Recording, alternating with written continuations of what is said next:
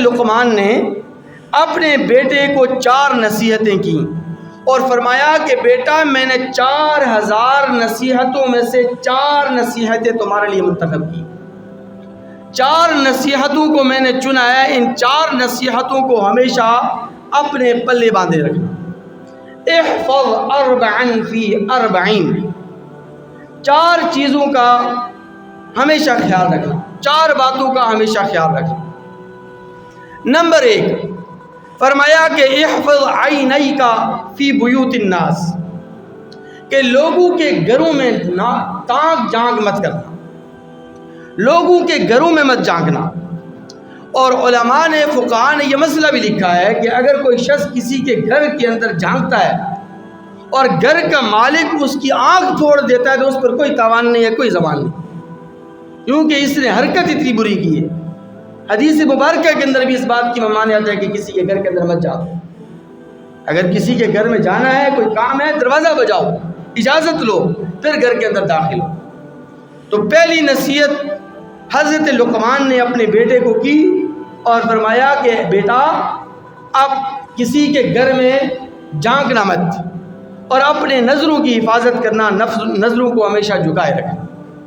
دوسری نصیحت فرمایا کہ بیٹا احفظ لسانک فی مجالست الناس، کہ جب بڑے مجلس کے اندر بیٹھے ہو نا، بزرگ اکابر جب مجلس میں بیٹھے ہو، بڑوں کی مجلس میں جب تم بیٹھتے ہو تو اس وقت اپنی زبان کو لگام دے رکھنا.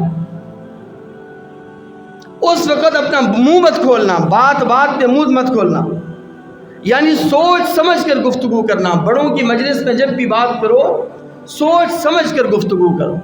جیسے کہ کہا جاتا ہے کہ پہلے سوچو، پھر تولو اور پھر بولو، ہر بات پہ منہ مت کھولو. آج ہم دیکھتے ہیں کہ بزرگوں کی محفل کے اندر نوجوان اس طرح بے دھڑک گفتگو کر رہے ہوتے ہیں کہ جیسے کہ سارے کے سارے یہ نوجوان یہی عقل مند ہیں، یہی دانا ہیں اور سب سے زیادہ سمجھدار یہی ہیں. حالانکہ البرکۃ مع اکابرکم، نبی کریم صلی اللہ علیہ وسلم فرمایا کہ اللہ تعالیٰ نے تمہارے بڑوں کے ساتھ برکت رکھی ہے.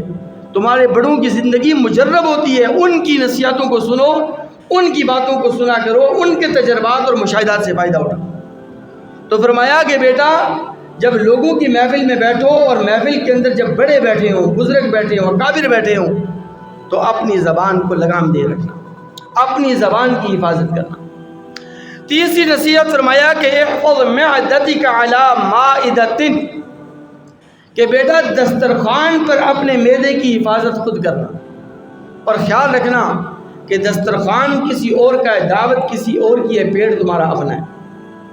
ہم دیکھتے ہیں لوگ جب دعوتوں پر جاتے ہیں تو دعوتوں کے اوپر جا کر گھر میں وہ بہت پرہیز کریں گے، بہت زیادہ احتیاط کریں گے، بہت زیادہ ڈائٹنگ کریں گے، لیکن جیسے ہی کسی دعوت پر پہنچیں گے تو ہاتھ دھو کے پیچھے پڑ جائیں، 3 دن کا اسٹاک کر کے واپس آئیں. اس موقع کے اوپر یہ بات کیوں نہیں یاد رکھی جاتی کہ ٹھیک ہے کھانا تو مفت ہے، مال مفت دلے بے رحم، مال مفت دلے بے رحم. ایسا نہیں ہونا چاہیے. کسی اور کی دعوت ہے، کھانا کسی اور کا ہے، میدا تو تمہارا اپنا ہے، نقصان تو تم اپنا ہی کرو گے. میدا خراب ہو گیا، ڈاکٹر کے پاس جاؤ گے، دوائیاں لیتے رہو گے، علاج معالجہ کرواؤ گے، کتنا خرچہ آئے گا، تکلیف الگ، پریشانی الگ. تو اس لیے حضرت لقمان علیہ السلام اپنے بیٹے کو نصیحت کرتے ہوئے یہ کہتے ہیں کہ بیٹا دوسرے کے دسترخوان پر اپنے بیٹے کی حفاظت خود کرنا. چوتھی نصیحت بڑی اہم ہے. فرمایا کہ بیٹا احفظ قلبک فی الصلاۃ، کہ نماز کے اندر اپنے دل کو محفوظ اور معمول رکھنا، یعنی اپنے دل کی حفاظت کرنا، کہ نماز کے دوران تمہارا دل صرف اور صرف اللہ تبارک و تعالیٰ کی طرف متوجہ ہو. نماز کے اندر تمہارا دھیان صرف اور صرف اللہ تبارک و تعالیٰ کی طرف ہو. نماز کے اندر صرف اور صرف تمہارا انہماک اللہ تبارک و تعالیٰ کی طرف ہو. نماز کے اندر تمہاری ساری کی ساری توجہ نماز کے سبق، اس کے ترجمے اور اس کے مفہوم کی طرف ہو. کہیں ایسا نہ ہو کہ نماز تم پڑھ رہے ہو اور تمہیں پتہ ہی نہ چلے کہ میں نے کتنی رکعتیں پڑھی، تمہیں یاد ہی نہ ہو کہ میں نے کتنی رکعتیں پڑھی ہیں، کتنی میری باقی. اس بے دھیانی کے ساتھ اس بے توجہی کے ساتھ پڑھی جانے والی نماز کے متعلق قرآن کہتا ہے فویل للمصلین، اللہ کہتا ہے تباہی ہے، بربادی ہے ان نمازیوں کے لیے۔ ایک تو ہوتی ہے نا بھول جانا، جس کو غلطی کہتے ہیں، مسٹیک جسے کہتے ہیں، وہ ایک الگ چیز ہے، وہ تو انسان نسیان سے بھول جاتا ہے کبھی نہ کبھی کبھار۔ لیکن عام حالات کے اندر جب بھی بندہ نماز پڑھے تو مکمل توجہ اور انہماک کے ساتھ نماز پڑھے، اپنے دل کو ہر قسم کے خیالات سے پاک کر کے نماز پڑھے، تب جا کے یہ نماز اس کی نماز بنتی ہے، تب جا کے اس نماز کو شرف قبولیت حاصل ہوتی ہے۔ وہ ایک شخص تھا نا، اس نے کہیں پیسے رکھے، یا بالفاظ دیگر یوں کہہ لیں کہ اس نے اپنا کہیں خزانہ دبایا، زمین میں مدفون کیا، اس کو یاد نہیں رہا کہ اب میں نے خزانہ کہاں رکھا، جگہ اس کو یاد نہیں رہی، مقام یاد نہیں رہا۔ تو امام اعظم ابو حنیفہ رحمۃ اللہ علیہ کے پاس وہ آیا، اور امام اعظم ابو حنیفہ رحمۃ اللہ علیہ کے پاس آ کر عرض کرنے لگا کہ حضرت اس طرح میں اپنے پیسے بھول گیا ہوں، اپنا خزانہ میں نے کہیں دبا کے رکھا تھا، کہیں میں نے دفنا کے رکھا تھا، اب جگہ بھول گیا ہوں، مقام بھول گیا ہوں، یاد نہیں آ رہا، بڑی کوشش کی نہیں یاد آ۔ تو امام صاحب کا وہ مقتدی تھا، اور امام اپنے مقتدیوں کے مزاج کو اچھی طرح سمجھتا ہے، الحمدللہ۔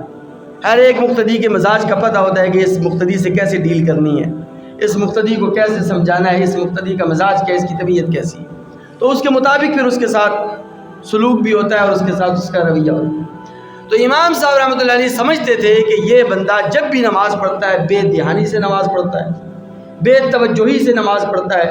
تو امام صاحب رحمۃ اللہ سے کہا کہ تم اس طرح کرو کہ وضو کرو، وضو کر کے 2 رکعت نفل نماز پڑھو، تمہیں خزانہ یاد آ جائے۔ اور پھر ایسے ہی ہوا، اس نے 2 رکعت نفل نماز کی نیت باندھی، فوراً یاد آ گیا کہ ہاں فلاں جگہ پر میں نے اپنا خزانہ دبا کے رکھا تھا۔